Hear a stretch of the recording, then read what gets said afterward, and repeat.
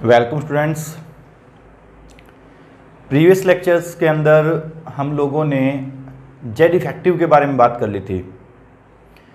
Z effective का क्या role है हमारे आगे के कुछ फैक्टर्स पर, वो हम आज से पढ़ना स्टार्ट करेंगे।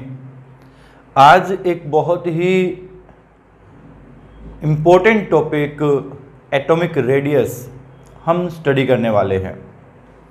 अपने 9th क्लास तक 10th क्लास तक ये चीज़ पढ़ी होगी कि ये हमारा न्यूक्लियस होता है जिसमें न्यूट्रॉन और प्रोटॉन रहते हैं और ये शेल होते हैं।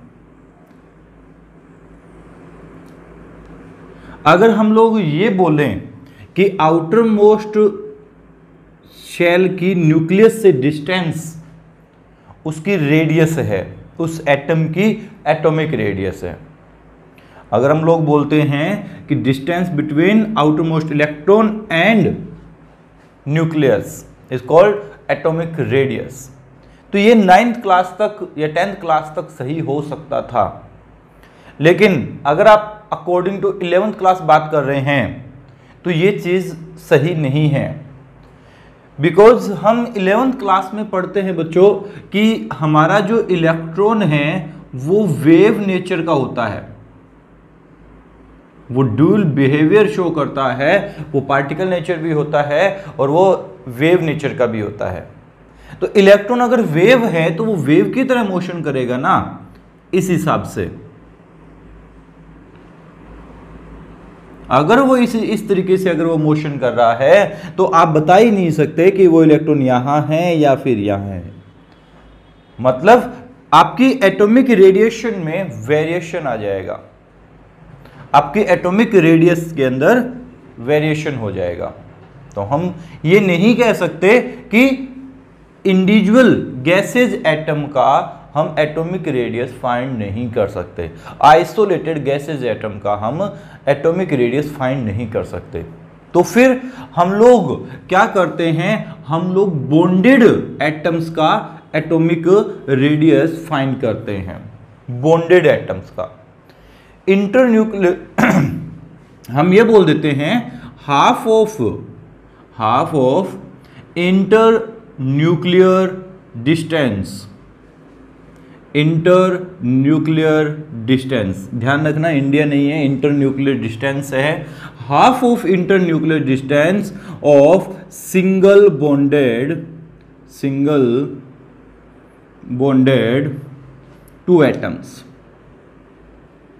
मतलब मैं ये कह सकता हूं कि दो सिंगल बॉन्ड से बॉन्डेड दो एटम्स के बीच की डिस्टेंस, इंटर न्यूक्लियर डिस्टेंस का अगर मैं आधा कर दूं, अगर मैं हाफ कर दूं, तो उसी डिस्टेंस को हम क्या कहते हैं, उसकी रेडियस कहते हैं स्टूडेंट। अब यहां पे हमारे पास टोटल 4 टाइप के बॉन्ड बन सकते हैं और अगर 4 टाइप के बॉन्ड बन सकते हैं तो 4 टाइप से हम उसकी रेडियस को फाइंड कर सकते हैं। ठीक है, तो हम लोग उसी एटम में, एटम के अंदर ध्यान से समझ लीजिएगा, उस एटम में 4 टाइप की रेडियस को फाइंड कर सकते हैं। ठीक है, अभी हम 4 टाइप की रेडियस के बारे में बात कर रहे हैं, जिसका पहला हम बात करते हैं कोवलेंट बॉन्ड की। कोवलेंट बॉन्ड की, क्योंकि कोवलेंट बॉन्डेड हो सकता है वो आपका एटम। देखिए मैंने आपको बताया कि ये 2 एटम हैं, इन दोनों एटम, ये 2 एटम कैसे भी बॉन्डेड हो सकते हैं। ठीक है, सपोज दैट ये ए एटम था और ये बी एटम था, या हो सकता है ये भी ए हो और ये भी ए हो। हम इन दोनों के बारे में अभी बात कर लेंगे। तो फिर समझना बात ध्यान से कि अगर वो कोवलेंट बॉन्ड बना रहे हैं तो जाहिर सी बात है कोवलेंट बॉन्ड जो होता है वो इलेक्ट्रॉन की ओवरलैपिंग से बनता है स्टूडेंट। किससे बनता है? इलेक्ट्रॉन की ओवरलैपिंग से बनता है। इलेक्ट्रॉन की ओवरलैपिंग से अगर बनता है तो इन दोनों एटम के न्यूक्लियस की डिस्टेंस, मान लेता हूं ये डिस्टेंस जो है वो डी आई है। ठीक है, ये डिस्टेंस जो है वो कितनी है स्टूडेंट? वो डी है। तो यहाँ की रेडियस जो होगी उस रेडियस होगी इस डी का हाफ। जो डिस्टेंस है उसका हाफ होगा यहाँ का रेडियस, और इस रेडियस को हम कोवलेंट रेडियस बोलेंगे। हमें यहाँ डिफाइन करना पड़ेगा कि वो रेडियस कौन सी रेडियस है, किस प्रकार की रेडियस है। अभी बता दूंगा क्यों डिफाइन करना पड़ेगा, क्यों रिक्वायरमेंट है इसे डिफाइन करने की। हम डायरेक्ट नहीं बोल सकते कि वो एटॉमिक रेडियस है, हमें डिफाइन करना पड़ेगा कि वो कोवलेंट एटॉमिक रेडियस है। ठीक है, अभी ये बॉन्ड बना आपका कोवलेंट बॉन्ड। अब ध्यान से समझना, ये हो सकता था कि ये जो बॉन्ड है, ये जो एटम्स हैं वो इक्वल हों, मतलब एक जैसे हों। अगर वो ए एटम ये है और ए ही एटम ये है, समझ पा रहे हैं, जैसे क्लोरीन ये है और क्लोरीन ही ये है, तो Cl2 बना हुआ है, H हाइड्रोजन ये है, हाइड्रोजन ये है, H2 बना हुआ है। तो फिर हम इस तरीके से उसकी रेडियस फाइंड कर सकते हैं। ये बात तब है जब एटम ए और ए मतलब सेम एटम हो, और अगर हमें बात हो जाए डिफरेंट एटम्स की, अगर वहां पे डिफरेंट एटम हो, तो फिर समझना बात, या तो उन दोनों डिफरेंट एटम की इलेक्ट्रॉन नेगेटिविटी सेम होगी। समझो ये इलेक्ट्रॉन नेगेटिविटी क्या है, किसी भी कोवलेंट बॉन्ड बनाने के लिए इलेक्ट्रॉन क्या करने पड़ते हैं, शेयर करने पड़ते हैं स्टूडेंट। इलेक्ट्रॉन की शेयरिंग होती है तब जाके कोवलेंट बॉन्ड बनता है, मतलब एक इलेक्ट्रॉन एक ये वाला आइटम देगा, एक इलेक्ट्रॉन ये वाला आइटम देगा। और इन कंडीशन अगर ये इलेक्ट्रॉन एक तरफ शिफ्ट हो जाए, मतलब बॉन्डेड इलेक्ट्रॉन को अपनी ओर अट्रैक्ट करने की जो पावर है, उसी पावर का नाम होता है इलेक्ट्रॉन नेगेटिविटी। उसी को हम बोलते हैं electron negativity. Shared bonded electron को अपनी ओर अट्रैक्ट करने की पावर होती है इलेक्ट्रॉन नेगेटिविटी। इसी पीरियोडिक टेबल चैप्टर के अंदर ये 5th टॉपिक होगा अपना, जिससे मैं इलेक्ट्रॉन नेगेटिविटी आपके साथ डिस्कस करने वाला हूं। ठीक है, तो अभी आप लोग सिर्फ इतना समझ लीजिए कि इलेक्ट्रॉन नेगेटिविटी क्या होती है, एक पावर होती है जो शेयर्ड इलेक्ट्रॉन को अपनी ओर अट्रैक्ट करने की पावर होती है ये। ठीक है, तो अगर इन दोनों की पावर एक जैसी है, अगर इन दोनों की पावर एक जैसी है, मतलब इलेक्ट्रॉन नेगेटिविटी एक जैसी है, तो फिर हमें कुछ नहीं करना, हमें जो डी इन दोनों के बीच की डिस्टेंस जो निकालनी है वो इसकी रेडियस, ए की रेडियस, रेडियस ऑफ बी और इसका हाफ कर देना है, तो हमारे पास ये कोवलेंट डिस्टेंस आ जाएगी। ठीक है, ये हमारे पास डिस्टेंस इन दोनों के बीच में मिल जाएगी अगर वो दोनों एटम डिफरेंट हैं, मतलब ए एंड बी एटम हैं तब, और उनकी इलेक्ट्रॉन नेगेटिविटी सेम हो तब। एंड सेकंड कंडीशन ये हो सकती है कि वहां पे डिफरेंट इलेक्ट्रॉन नेगेटिविटी मिल सकती है आपको। डिफरेंट इलेक्ट्रॉन नेगेटिविटी अगर हुई तो फिर हमें एक इक्वेशन लगानी है, radius of A radius of B minus 0.09 and difference in electron negativity. Difference in electron negativity हमेशा ध्यान रखना, डिफरेंस का मतलब होता है हायर वैल्यू से माइनस करना होता है लोअर वैल्यू को, तो यहाँ पे डिफरेंस चाहिए इन दोनों का। ठीक है, डिफरेंस हमेशा पॉजिटिव में आता है, कभी नेगेटिव में नहीं आता। तो ये इक्वेशन लगा देंगे जिससे डी आ जाएगा। अगर हम इन दोनों की बॉन्ड लेंथ हमें पता है, हम थोड़े टाइम के बाद इस लेंथ को, इस इंटरन्यूक्लियर डिस्टेंस को हम कहेंगे बॉन्ड लेंथ। अगर हमें बॉन्ड लेंथ पता है तो हम ए और बी किसी की भी रेडियस यहाँ से फाइंड कर सकते हैं। ठीक है, आइए चलिए अब सेकंड रेडियस मैं आपको बताता हूं। सेकंड रेडियस स्टूडेंट होती है यहाँ पे कोवलेंट रेडियस के बाद van der Waal radius.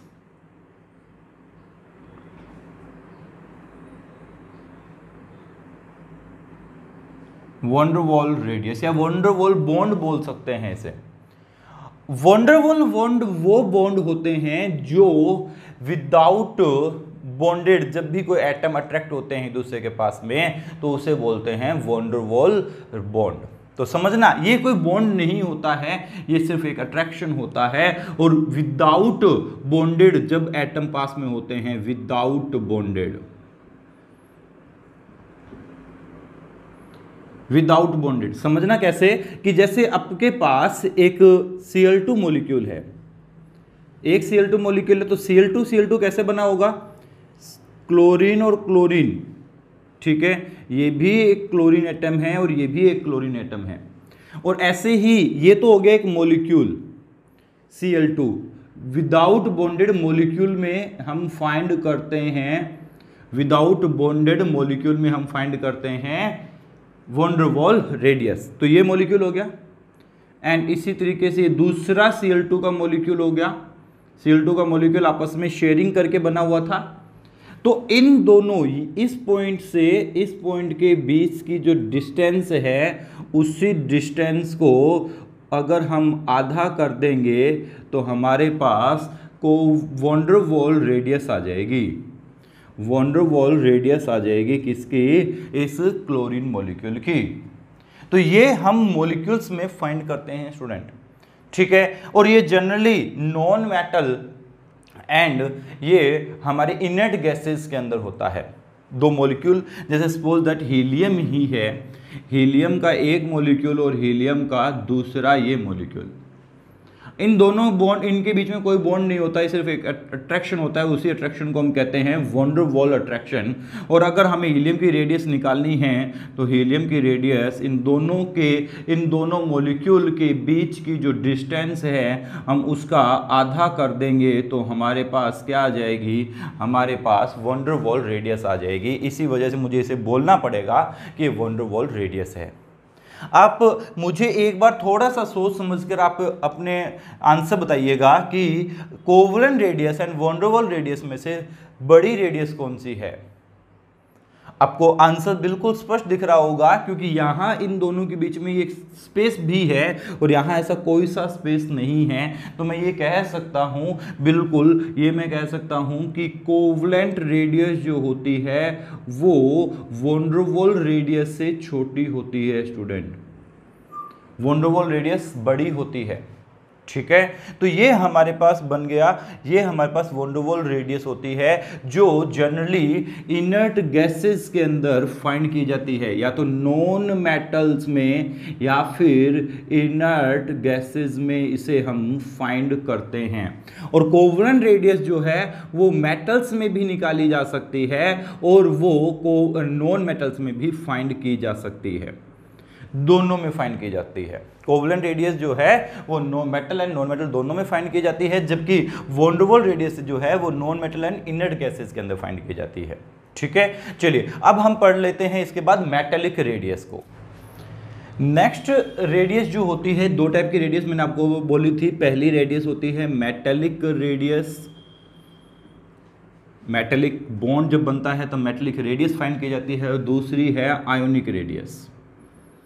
Ionic radius ions के अंदर फाइंड की जाती है स्टूडेंट, आयंस, इन आयंस, ठीक है। मतलब आयंस दो टाइप के होते हैं, आप लोगों को पता है, कैटाइन होता है और एक एनायन होता है। तो जब कभी भी कैटाइन और एनायन की रेडियस की बात करेंगे तो हम आयोनिक रेडियस के बारे में बात कर रहे होंगे। तो हम बात कर लेते हैं मेटेलिक रेडियस की। देखिए बच्चों, ये मेटल्स बनाती हैं। मेटल्स में, मेटल्स जो होती है वो क्या करती हैं कि जैसे आप समझ लीजिए इस बात को कि एक मान लीजिए आपके पास एक आयरन रोड है, ये एक आयरन रोड है। तो आयरन के पास ये Fe एटम है, ये Fe एटम है, ये आपका Fe एटम है। इस तरह से बहुत सारे Fe एटम्स यहाँ पे होंगे। और हम लोग प्रीवियस क्लासेस में पढ़ चुके हैं कि हमारे मेटल्स के पास फ्री इलेक्ट्रॉन्स होते हैं। क्या होते हैं? फ्री इलेक्ट्रॉन्स होते हैं, वो इधर उधर घूमते रहते हैं। तो फिर इस टाइप में हम बात करेंगे, ये देखिएगा, ये फ्री इलेक्ट्रॉन्स हमारे पास होते हैं। अब ये एक इलेक्ट्रॉन जो है वो इन्हें बॉन्डेड रखा हुआ है। कैसे रखा हुआ है समझना, Fe का ये एटम था, Fe का दूसरा एटम ये था, Fe का तीसरा एटम ये था, Fe का एक इलेक्ट्रॉन यहाँ, वो इलेक्ट्रॉन यहाँ ना होकर वो इलेक्ट्रॉन यहाँ भी हो सकता है, वो इलेक्ट्रॉन यहाँ भी हो सकता है, वो इलेक्ट्रॉन यहाँ भी हो सकता है, वो इलेक्ट्रॉन यहाँ भी हो सकता है। यस या नो? तो ये वाला इलेक्ट्रॉन इस न्यूक्लियस को अट्रैक्ट करके रखेगा और ये वाला इस न्यूक्लियस को, और साथ में इस न्यूक्लियस को भी अट्रैक्ट करके रखेगा, और इसके पास में अगर एक Fe एटम और है तो उसे भी अट्रैक्ट करके रखेगा। मतलब वो इलेक्ट्रॉन क्या करेगा, वो सारे चारों तरफ से Fe के जो न्यूक्लियस है उन्हें अट्रैक्ट कर लेगा। अट्रैक्ट कर लेगा तो यही जो बॉन्ड बनता है, उसी बॉन्ड को, उसी अट्रैक्शन को हम कहते हैं मेटेलिक बॉन्ड। तो ये सिर्फ मेटल्स में बनता है, मेटेलिक बॉन्ड मेटल्स में बनता है, ओनली मेटल्स के अंदर। ठीक है स्टूडेंट, तो ये मेटल्स में, तो ये सिंपल सी कहानी हो गई कि ये वाला हमारा Fe एटम और Fe एटम बिल्कुल पास पास में होते हैं, ऐसे नहीं होते जैसे मैंने यहाँ पे दिखाए हैं, Fe एटम बिल्कुल पास पास में होते हैं। तो एक Fe एटम और दूसरा Fe एटम, इन दोनों के बीच की डिस्टेंस फाइंड कर लेंगे। दोनों के बीच की डिस्टेंस फाइंड कर ली तो यहाँ से रेडियस आ जाएगी जिसका नाम होगा मेटेलिक रेडियस, और इसका हाफ कर देंगे, तो यहाँ से जो रेडियस आएगी उसे बोलेंगे मेटेलिक रेडियस। ठीक है, ज़्यादा कुछ इसमें है नहीं, इतना सा समझना है आपको कि मेटल्स के अंदर जो रेडियस फाइंड की जाती है वो मेटेलिक रेडियस होती है स्टूडेंट। ठीक है, and now ionic radius, ionic radius मैंने बताया आपको, आयोनिक जब बॉन्ड बनेगा तब आयोनिक बॉन्ड में कैटायन भी होता है और एनायन भी होता है, तब हम बात करेंगे आयोनिक रेडियस की, और इसके बारे में हम फर्दर और बातें करेंगे, आपको बताऊंगा मैं कैसे इनका ऑर्डर रहता है। ठीक है, तो चलिए अब हम लोग ये बात कर लेते हैं कि हमारी पीरियोडिक टेबल के अंदर, हमने रेडियस के बारे में बातें कर ली, अब हम लोग बात कर लेते हैं कि हमारी पीरियोडिक टेबल में रेडियस जो है, एटॉमिक रेडियस जो है वो कैसे वेरी करती है, मतलब वो डिक्रीज होती है या इंक्रीज होती है, जब हम लेफ्ट टू राइट जाते हैं तब उस पर क्या फर्क पड़ता है, जब हम टॉप टू बॉटम जाते हैं तब उस पर क्या इफेक्ट आता है, वो हम बात कर लेते हैं। ठीक है, तो चलिए स्टूडेंट हम लोग बात कर लेते हैं how to compare atomic radius. बहुत ही इंपॉर्टेंट है और आपके जितने भी कॉम्पिटिटिव एग्जाम हैं वहाँ ये क्वेश्चन पूछे जाते हैं, इस तरीके से क्वेश्चन पूछे जाते हैं, how to compare atomic radius. ये समझ लीजिएगा कि ये वाला टॉपिक बहुत ज़्यादा इंपॉर्टेंट है और ऑर्डर ही वहाँ पे पूछा जाता है। बोर्ड एग्जाम के अंदर या फिर हमारे 11th के अंदर हमारे पास क्या होता है कि हमसे राइट करवाया जाता है, तब हमसे ज़रूर वो एटॉमिक रेडियस की डेफिनेशन पूछ सकता है या फिर हमें कोवलेंट रेडियस की डेफिनेशन पूछ सकता है, ये बात हो सकती है। लेकिन यहाँ पर मैं अगर बात करूँ how to compare atomic radius, तो ये वो टॉपिक है जहाँ पे कम्पिटिटिव एग्जाम में, मतलब मेडिकल या फिर नीट जैसे एग्जाम में इसके क्वेश्चन पूछे जाते हैं। ठीक है, तो मैं जितने भी यहाँ पे क्या होता है हमारी केमिस्ट्री में ज़्यादातर एक्सेप्शनल केस जो होते हैं वहाँ से वो क्वेश्चन उठाता है, जनरल चीज़ों से क्वेश्चन नहीं उठाए जाते हैं। तो मैं जितने भी एक्सेप्शनल केस इसमें हैं वो सब आप लोगों से डिस्कस कर लूँगा। ठीक है, ठीक है बच्चों, तो चलिए बात करते हैं how to compare atomic radius. हम सबसे पहली बात करते हैं इन ए पीरियड। अब जानते हैं पीरियड लेफ्ट टू राइट होता है, इन ए पीरियड बात करेंगे लेफ्ट टू राइट जब जाएंगे पीरियोडिक टेबल में तब एटॉमिक रेडियस पे कैसा डिफरेंस आता है उसके बारे में बात करते हैं। तो इन ए पीरियड जब भी बात हो रही है, हमारी एटॉमिक रेडियस जो है वो डिपेंड करती है हमारे जेड इफेक्टिव पर। समझ लीजिएगा बात, जेड इफेक्टिव पर कैसे डिपेंड करती है। जैसे मैं बात करूं lithium, beryllium, carbon, nitrogen, oxygen, boron, carbon, nitrogen, oxygen, fluorine and neon की, आप सब लोग अच्छी तरीके से जानते हैं इनमें इलेक्ट्रॉन और प्रोटॉन इक्वल होते हैं। ठीक है, यहाँ पर भी इसका अगर इलेक्ट्रॉन कॉन्फ़िगरेशन लिखा जाए तो 2 1, इसका 2 2, इसका 2 3, इसका 2 4, इसका 2 5, इसका 2 6, इसका 2 7 और ये इसका 2 8 हो जाता है। इन सब में नंबर ऑफ शेल, ध्यान से समझ लीजिएगा मेरी बात, नंबर ऑफ शेल इक्वल हैं। नंबर ऑफ शेल कितने हैं सबके अंदर? नंबर ऑफ शेल सब में ही 2 हैं। ठीक है, तो नंबर ऑफ शेल का कोई फर्क नहीं पड़ने वाला है, नंबर ऑफ शेल तो सब में ही इक्वल हैं। इसमें भी 2 शेल हैं, इसमें भी 2 शेल हैं, इसमें भी 2 शेल, इसमें भी 2 शेल, इसमें भी 2 शेल। अब ध्यान से समझिएगा कि यहाँ पे ये न्यूक्लियस ये अपना 2 शेल बना दिए, यहाँ पे 2 इलेक्ट्रॉन रख दिए मैंने और यहाँ पे 1 इलेक्ट्रॉन है, और ये न्यूक्लियस जो है वो इसे अट्रैक्ट कर रहा है। यस या नो, इसे अट्रैक्ट करेगा। और एक यहाँ पे समझिए कि यहाँ पे जो न्यूक्लियस है साइज, ये देखिएगा बच्चों, ये वाला इलेक्ट्रॉन जो आउटर इलेक्ट्रॉन है वो इस न्यूक्लियस से अट्रैक्ट होगा। अगर इस न्यूक्लियस से अट्रैक्ट होगा, यहाँ पे न्यूक्लियस के अंदर हैं हमारे पास टोटल 9 प्रोटॉन और यहाँ हमारे न्यूक्लियस के अंदर हैं टोटल 3 प्रोटॉन। तो बताइए कि 3 प्रोटॉन जो हैं वो इस इलेक्ट्रॉन को ज़्यादा अट्रैक्ट करेंगे या 9 प्रोटॉन जो हैं वो इस आउटर मोस्ट इलेक्ट्रॉन को ज़्यादा अट्रैक्ट करेंगे? जाहिर सी बात है 9 प्रोटॉन ही इसको ज़्यादा अट्रैक्ट करेंगे, और ज़्यादा अट्रैक्ट करेंगे अपनी ओर ज़्यादा खींचेंगे तो फिर इसका साइज क्या हो जाएगा, छोटा हो जाएगा स्टूडेंट। ठीक है, और यही हमारे जेड इफेक्टिव के साथ होता है। आप अच्छी तरीके से जानते हैं कि लेफ्ट टू राइट जाने पर हमारा जेड इफेक्टिव जो है इंक्रीज होता है बाय 0.65। ये बात मैं आपको पहले से ही बता चुका हूं। तो जेड इफेक्टिव अगर इंक्रीज होगा तो जाहिर सी बात है, जेड इफेक्टिव मतलब क्या होता है, आउटर इलेक्ट्रॉन पर अट्रैक्शन, और आउटर इलेक्ट्रॉन पर अट्रैक्शन अगर इंक्रीज होगा तो रेडियस जो है वो छोटी हो जाएगी। तो हम ये कह सकते हैं कि लेफ्ट टू राइट जाने पर हमारा जेड इफेक्टिव जो है वो इंक्रीज होगा, मतलब इफेक्टिव न्यूक्लियर चार्ज जो है वो इंक्रीज होगा। इफेक्टिव न्यूक्लियर चार्ज ये इंक्रीज हो रहा है, और अगर ये इंक्रीज हो रहा है तो एटॉमिक रेडियस डिक्रीज होगी स्टूडेंट। एटॉमिक रेडियस क्या होगी, डिक्रीज होगी। तो यहां ये सबसे बड़ी रेडियस ऐसे लगातार ये एटॉमिक रेडियस क्या होती जाएगी, डिक्रीज होती जाएगी।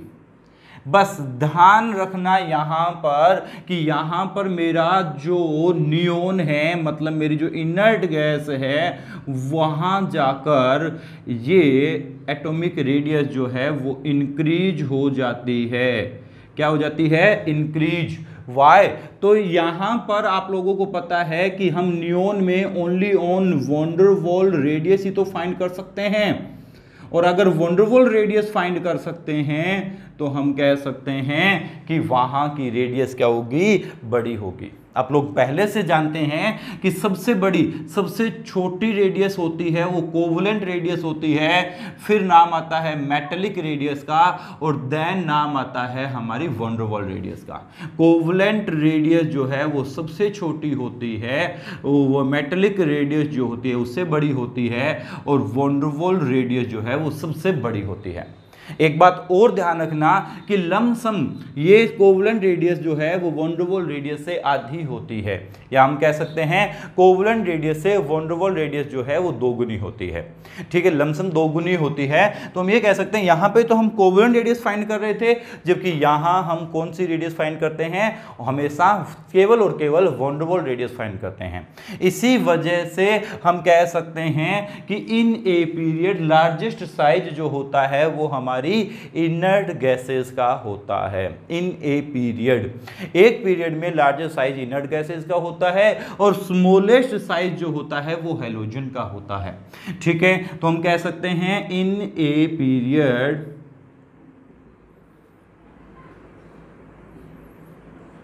लार्जेस्ट साइज किसका होता है, इनर्ट गैसेस का होता है, बिकॉज वहां पर van der Waals radius find की जाती है। और स्मॉलेस्ट साइज जो होता है, स्मॉलेस्ट साइज जो होता है वो हैलोजन्स का होता है। ठीक है, स्मॉलेस्ट साइज हैलोजन्स का होता है। लेकिन अगर आप लोगों से यह पूछ लिया जाए कि सबसे बड़ी कोवलेंट रेडियस किसकी है, बहुत इंपॉर्टेंट बता रहा हूं, बहुत ज्यादा इंपॉर्टेंट, आपसे यह पूछ लिया जाए कि इन ए पीरियड सबसे बड़ी कोवलेंट रेडियस कौन सी है, तो कोवलेंट रेडियस होती है हमारे एल्कलाई मेटल्स की।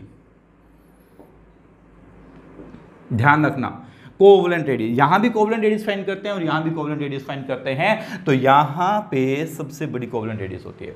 अगर वो स्पेसिफाई करता है कि सबसे बड़ी कोवलेंट रेडियस कौन सी है, तो आप बोलेंगे इनर्ट गैसेस, और अगर वो बोलता है सिर्फ और सिर्फ रेडियस सबसे बड़ी किसकी है, तो आपकी इनर्ट गैसेस। ठीक है, ये बात ध्यान रखेंगे। अगर वो बोलता है आपको कि सबसे बड़ी कोवलेंट रेडियस किसकी है, तो एल्कलाइन मेटल की सबसे बड़ी कोवलेंट रेडियस होती है, ध्यान से समझ लीजिएगा। और सबसे बड़ी वॉन डेर वाल्स रेडियस, या सिर्फ बोले सबसे बड़ी रेडियस किसकी होती है, तो फोर वो होती है नियोन की, सॉरी मतलब इनर्ट गैसेस की, एक पीरियड के अंदर। ठीक है स्टूडेंट, इसी तरीके से अगर वो हम लोगों को थर्ड पीरियड का क्वेश्चन दे देता है, जैसे sodium, magnesium, aluminium, silicon, phosphorus, sulphur, chlorine and argon, तो हम लोगों को बिल्कुल सेम वही बनाना है बच्चों। इधर जाने पर आपका जेड इफेक्टिव क्या होता है, इंक्रीज होता है, तो एटॉमिक रेडियस डिक्रीज होगी। तो एटॉमिक रेडियस डिक्रीज होती जाएगी, बट आर्गन की एटॉमिक रेडियस सबसे बड़ी, क्योंकि वहाँ पे सिर्फ van der Waals radius find कर सकते हैं, इस वजह से। ठीक है, तो इस तरीके से आपको जब कभी भी वो पीरियड का क्वेश्चन देता है तो आपको जेड इफेक्टिव के बेस पे बनाना है, और जेड इफेक्टिव को कैलकुलेट करना मैं लास्ट लेक्चर पे बता चुका हूं आप लोगों को, है ना। तो पीरियड में जेड इफेक्टिव इंक्रीज होता है, ये बात आप सब लोग पहले से अच्छी तरीके से जानते हैं। तो चलिए स्टूडेंट, नेक्स्ट हम लोग बात कर लेते हैं इन ए ग्रुप में कैसे वेरी करता है आप लोगों का एटॉमिक रेडियस। तो इन एक ग्रुप में जैसे बात कर लेते हैं, suppose that lithium, sodium, potassium, rubidium and caesium की, तो आप लोग जानते हैं इसका इलेक्ट्रॉन कॉन्फ़िगरेशन होता है 2-1, यस या नो। इसका होता है 2-8-1, इसका होता है 2-8-8-1, हाँ है ना। ऐसे ही इसका इलेक्ट्रॉन कॉन्फ़िगरेशन होता है 2-8-8-18-1, इसका होता है 2-8-8-18-1। तो ये बात आप लोग सब लोग पहले से जानते हैं। मैं अगर ऐसे ना लिखकर इनका इलेक्ट्रॉन कॉन्फ़िगरेशन ऐसे लिखूंगा तो आपको और ज़्यादा समझ में आ जाएगा। क्या कि इसका होता है 2s1, इसका होता है 3s1, इसका होता है 4s1, इसका होता है 5s1 और इसका होता है 6s1। तो यहां पर आउटर शेल जो है वो सेकंड सेल है। देखना बच्चों, ध्यान से समझना, ये फर्स्ट सेल और ये सेकंड सेल। और अगर मैं बात करूं इस पोटेशियम की, तो पोटेशियम के पास टोटल 4 शेल है। ये फर्स्ट शेल, ये सेकंड सेल, ये थर्ड शेल और ये फोर्थ सेल। आप लोग खुद सोच लीजिए कि एक के अंदर 2 ही शेल है और एक के अंदर 4 सेल है, फिर एक के पास 6 सेल है, तो फिर जाहिर सी बात है ना, एटॉमिक रेडियस बढ़ेगा, हाँ है ना। क्योंकि 2 शेल बनाने के लिए हमें तीसरा सेल बनाने के लिए दूसरे के बाहर ही बनाएंगे हम, तो फिर तीसरा शेल बनाएंगे तो उससे बड़ा साइज हो जाएगा। तो हम ये कह सकते हैं कि टॉप टू बॉटम जाने पर, मतलब इन ए ग्रुप नंबर ऑफ शेल जो होते हैं, नंबर ऑफ शेल वो इंक्रीज होते हैं। और नंबर ऑफ शेल अगर इंक्रीज होते हैं तो क्लियर बात है कि एटॉमिक रेडियस भी क्या होगी, इंक्रीज होगी। एटॉमिक रेडियस भी वहां पे क्या होने वाली है, इंक्रीज होने वाली है स्टूडेंट। अब देख लीजिए, मैंने आपको बताया कि लेफ्ट टू राइट जाने पर जेड इफेक्टिव इंक्रीज होता है, सो हमारी एटॉमिक रेडियस डिक्रीज होती है। एंड टॉप टू बॉटम जाने पर नंबर ऑफ शेल इंक्रीज होते हैं तो हमारी एटॉमिक रेडियस भी इंक्रीज होती है। ये बहुत ही सिंपल सी बात मैंने आपके लिए बता दी है। इसी बात को आप हमेशा फॉलो करते रहेंगे और आपके आंसर कभी गलत नहीं होंगे। नेक्स्ट हम बात करते हैं इन आयंस ऑफ एन एटम, एक ही एटम के आयंस हों या फिर आइसो इलेक्ट्रॉनिक स्पीसीज की। आइसो इलेक्ट्रॉनिक स्पीसीज का मीनिंग मतलब उनमें नंबर ऑफ इलेक्ट्रॉन सेम हो, उन्हें कहते हैं आइसो इलेक्ट्रॉनिक स्पीसीज। हम बात करते हैं नंबर ऑफ इनकी। तो चलिए यहां पे ध्यान से समझ लीजिएगा बच्चों, साइज जो है वो जैसे जैसे नेगेटिव चार्ज इंक्रीज होगा वैसे वैसे साइज इंक्रीज होता जाएगा, मतलब एटॉमिक रेडियस इंक्रीज होती जाएगी। अभी बता दूंगा कैसे। और पॉजिटिव चार्ज जैसे जैसे इंक्रीज होगा वैसे वैसे साइज जो है वो छोटा होता जाएगा, एटॉमिक रेडियस जो है वो छोटी होती जाएगी। ये इफेक्ट आता है कहाँ से, जेड इफेक्टिव से। लास्ट लेक्चर पे जेड इफेक्टिव पढ़ चुके थे। जेड इफेक्टिव पॉजिटिव चार्ज के साथ साथ इंक्रीज होता है, क्योंकि उसमें नंबर ऑफ इलेक्ट्रॉन्स कम हो जाते हैं तो जो शील्डिंग इफेक्ट है वो वीक हो जाता है। और नंबर ऑफ इलेक्ट्रॉन अगर कम होते हैं, बीच वाले नंबर ऑफ इलेक्ट्रॉन कम होते हैं, तो आउटर इलेक्ट्रॉन पर अट्रैक्शन बढ़ जाता है। ठीक है। और नेगेटिव चार्ज जैसे जैसे इंक्रीज होता है, नंबर ऑफ इलेक्ट्रॉन इंक्रीज होते हैं, तो जेड इफेक्टिव बढ़ जाता है। ठीक है। तो ये वाली बात हमारी होती है। तो चलिए ध्यान से समझ लीजिएगा बच्चों बात। मैं आपको एक एग्जाम्पल देता हूँ। आई पॉजिटिव आयोडीन है और आयोडाइड है। अब समझ लो इस बात को कि यहां पे एक इलेक्ट्रॉन, यहां पे क्या है, इलेक्ट्रॉन और प्रोटॉन इक्वल है, इलेक्ट्रॉन एंड प्रोटॉन इक्वल है, तभी तो ये न्यूट्रल है। तो इलेक्ट्रॉन और प्रोटॉन इक्वल हैं इलेक्ट्रॉन एंड प्रोटॉन, जबकि यहां इलेक्ट्रॉन्स कम हैं और प्रोटॉन्स क्या हैं, ज्यादा हैं। और जब कभी भी प्रोटॉन्स अगर ज्यादा हो तो यहां जेड इफेक्टिव क्या हो जाएगा, ज्यादा हो जाएगा। यस या नो, जेड इफेक्टिव ज्यादा होगा तो आउटर इलेक्ट्रॉन पर अट्रैक्शन ज्यादा होगा, और यहां पे क्या है, इलेक्ट्रॉन्स ज्यादा हैं प्रोटॉन से, तो शिल्डिंग इफेक्ट ज्यादा होगा, और शिल्डिंग इफेक्ट ज्यादा होगा तो जेड इफेक्टिव क्या होगा, यहां पे कम होगा। जेड इफेक्टिव कम होगा तो फिर आउटर इलेक्ट्रॉन पर अट्रैक्शन कम होगा, ठीक है। और अट्रैक्शन अगर कम हुआ तो उसका एटॉमिक रेडियस जो है वो इंक्रीज हो जाएगा। समझ पा रहे हैं मेरी बात को? तो ये सबसे छोटा होगा और ये आयोडाइड सबसे बड़ा होगा, ठीक है। जैसे एक और एग्जांपल अपन कंसीडर करते हैं, Fe+2 एंड Fe+3। यहां जितने इलेक्ट्रॉन थे उतने प्रोटॉन थे, यहां पे 2 इलेक्ट्रॉन जो है वो कम हो गए, यहां 3 इलेक्ट्रॉन कम हो गए। तो जैसे जैसे इस तरफ जा रहे हैं वैसे वैसे जेड इफेक्टिव जो है बढ़ता जा रहा है। अरे क्यों बढ़ता जा रहा है? क्योंकि नंबर ऑफ इलेक्ट्रॉन्स कम हो गए तो अट्रैक्शन बढ़ गया, आउटर इलेक्ट्रॉन पर अट्रैक्शन बढ़ गया, तो एटॉमिक रेडियस अपने आप से क्या हो जाएगी, छोटी हो जाएगी। तो एटॉमिक रेडियस क्या होती जाएगी, छोटी होती जाएगी। ये मैंने बात करी anions of an atom, एक ही एटम्स के आयंस के बारे में मैंने बात आप लोगों से कर ली। अब डिफरेंट के बारे में बात करते हैं, आइसो इलेक्ट्रॉन स्पीसीज के बारे में बात करते हैं। तो ध्यान से समझिएगा, जैसे नाइट्रोजन -3 है, ऑक्सीजन -2 है, फ्लोरीन -1 है, सोडियम पे +1 चार्ज है, मैग्नीशियम पे +2 चार्ज है, ठीक है। नंबर ऑफ शेल सब में इक्वल होंगे, आप लोग समझ पा रहे हैं। नंबर ऑफ इलेक्ट्रॉन सब में कितने हैं, नंबर ऑफ इलेक्ट्रॉन सब में 10 हैं। 7 पहले से थे, 3 मैंने दे दिए, 8 पहले से थे, 2 मैंने दे दिए। सबके अंदर यहाँ पे 11 थे, 11 इलेक्ट्रॉन्स थे, मैंने एक निकाल दिया तो 10 बच गए। यहाँ पे 12 इलेक्ट्रॉन थे, 2 मैंने निकाल दिए, 10 बच गए। लेकिन नंबर ऑफ प्रोटॉन की अगर मैं बात करूं, नंबर ऑफ प्रोटॉन यहाँ पे अभी भी 7 ही हैं। यहाँ पे नंबर ऑफ प्रोटॉन 8 हैं, यहाँ पे नंबर ऑफ प्रोटॉन्स जो हैं वो 9 हैं, यहाँ पे नंबर ऑफ प्रोटॉन जो हैं वो 11 है बच्चों, एंड यहाँ पे नंबर ऑफ प्रोटॉन जो है वो 12 हैं। ये सब आइसो इलेक्ट्रॉनिक स्पीसीज हैं, iso electronic species.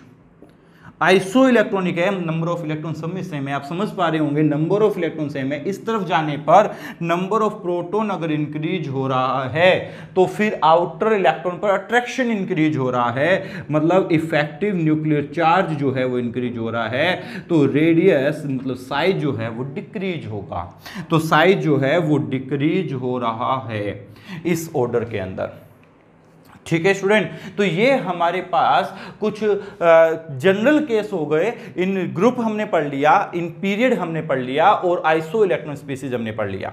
Next lecture के अंदर जितने भी साइज ऑर्डर से रिलेटेड आपके एक्सेप्शनल केस हैं वो मैं डिस्कस करने वाला हूं, ठीक है। आज का लेक्चर थोड़ा बड़ा ना हो जाए, इस वजह से हम जितने भी एक्सेप्शनल केस हैं, जैसे लेंथेनोइड कॉन्ट्रैक्शन है, ट्रांजिशन कॉन्ट्रैक्शन है, इन कॉन्ट्रैक्शन के बारे में हम नेक्स्ट लेक्चर के अंदर आपसे बात करेंगे। मैं डी ब्लॉक में साइज ऑर्डर कैसे वेरी करता है वो मैं आपसे बात करूंगा। और ये आप ध्यान रखना, एक्सेप्शनल केस ही ज्यादातर पूछे जाते हैं हमारे कॉम्पिटिटिव एग्जाम्स के अंदर, तो आप लोगों को वो लेक्चर जरूर अटेंड करना है और उसे जरूर देखना है, ठीक है। ये जनरल बातें थी और कॉम्पिटिटिव एग्जाम में ये जनरल बातें नहीं पूछी जाती, ये हमारे बोर्ड एग्जाम में 11th एग्जाम में पूछी जाती है। लेकिन अगर आपको कॉम्पिटिटिव एग्जाम देना है, अगर आपको IIT मेडिकल फाइट करना है, तो आपको एक्सेप्शनल केस ही याद रखने पड़ेंगे स्टूडेंट्स, ठीक है। तो हम उन एक्सेप्शनल केस को नेक्स्ट लेक्चर के अंदर कंटिन्यू करेंगे। Thank you.